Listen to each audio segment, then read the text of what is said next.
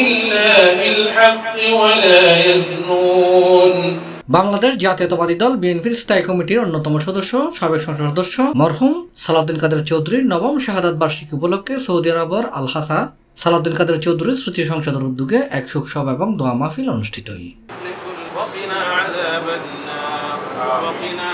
মরহুম সালাউদ্দিন কাদের চৌধুরী স্মৃতি সংসদের সভাপতি লোকমান হোসেন সওদাগরের সভাপতিত্বে ও আল হাসা প্রদেশ বিএনপির সিনিয়র সাধারণ সম্পাদক মহিউদ্দিন তালুকদারের সঞ্চালনায় এটা প্রধান অতিথি আছিল সৌদি আরব পূর্বাঞ্চল বিএনপি সহসভাপতি নিয়ামুল কবির। প্রধান বক্তা ছিল সৌদি আরব পূর্বাঞ্চল বিএনপি সহসভাপতি শফিকুল ইসলাম।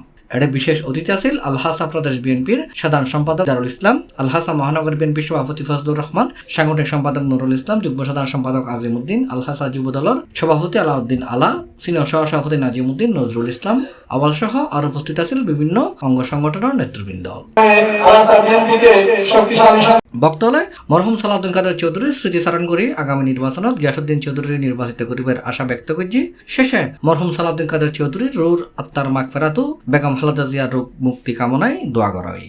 এডে বিপুল সংখ্যক প্রবাসী হলর উপস্থিতি আছিল সৌদ পরিবার মতো।